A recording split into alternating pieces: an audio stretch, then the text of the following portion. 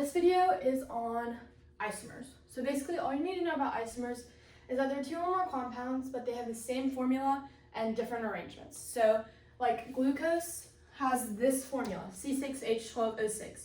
But all of glucose's isomers will have that formula, but they will look different. There are two categories of isomers. There's structural isomers and stereoisomers. Structural isomers have completely different structures. So if you saw two structural isomers of glucose, they would not look similar at all. If you saw two stereoisomers of glucose, they would have the same structure, the same basic structure, but the atoms are in different spots. So like here you have glucose and galactose, and these are stereoisomers, and you can see these highlighted groups here have swapped places on the pictures. So they're not all in the same spot, but the basic structure is the same. And then structural isomers don't have any subcategories, but stereoisomers do. Stereoisomers can either be optical or geometric.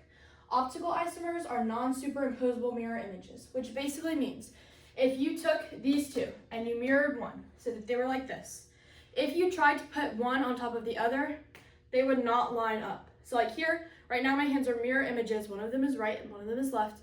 If I put them on top of each other, my fingers are in the same spot, but my thumbs are sticking out. So that means that these are non-superimposable mirror images, which is all this is saying is that if you flip this and you put these two on top of each other, they would not line up. Even if you kept this one not flipped and you put these two on top of each other, they wouldn't line up. That means that they're non-superimposable mirror images, and they're also optical isomers.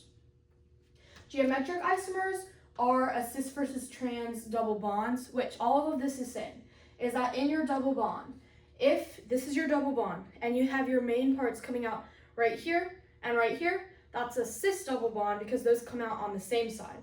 If you have one coming out here and one coming out here, that would be a trans double bond because they're coming off of opposite sides. So really not that bad. Here's some examples. Here we have glucose, fructose, and galactose, which these are all of our monosaccharides for carbohydrates. And I tried, you can't really see these pictures very well on camera, especially what they say. So I highlighted all of the OHs pink, all of the O's red, all of the HOs yellow, and all of the CH2OH oranges. So basically all this is saying is that, first off, glucose and fructose are structural isomers. So they have the same formula. All three of these do. All three of these are C6H12O6. But they have completely different structures. So this one right here, glucose, this is a hexose, which means it's a 6-carbon sugar. Each of these little spaces has a carbon on it.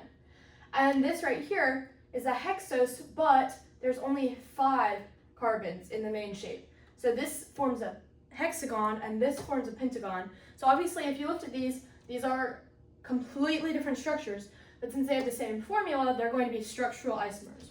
Now if you have glucose and galactose, these at first glance look almost the same. They both have a hexagon shape.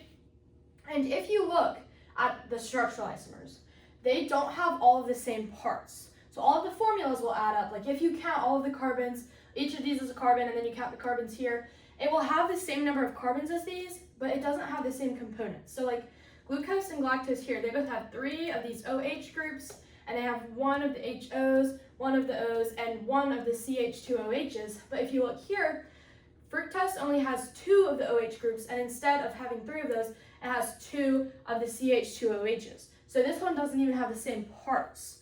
So here, whenever you get to the stereoisomers, they have all the same parts. And as you can see, these two are in the same spot.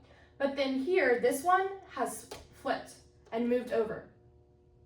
And so since it has done that, if you tried to lay this one on top of that one, they wouldn't line up. And so that's what makes them an optical isomer. So these have the same parts, but they're in different spots. These don't even have the same spots. So structural, stereo, and optical. And then over here, our last kind of isomer is a geometric isomer, which this is that cis-trans double bond. So for our element here, for an example, we have butene, which if you know how to name hydrocarbons, you know that there's going to be 4 carbons and 8 hydrogens, which if you look here at both of these kinds of butenes, there's 1, 2, 3, 4, 1, 2, 3, 4 carbons, and 3, 6, 7, 8 hydrogens. So there's 4 carbons and 8 hydrogens on both. So both of these are butene, which means they have the same formula, but since they're isomers, they're going to have different arrangements. So if you look here, this is our main strand on this cis-butene, which since it's a cis-butene, we know that off of this double bond, these main components are going to come off on the same side. But in this trans-butene, we have our main components right here, and they're coming off on opposite sides. So instead of making this shape, they make this shape. So all that means is that these double bonds are different, which means that their rotations are different. This one is not going to be able to rotate as much as this one will. And that just means that these two elements are going to have different properties. And that's it for isomers. So hopefully this helps.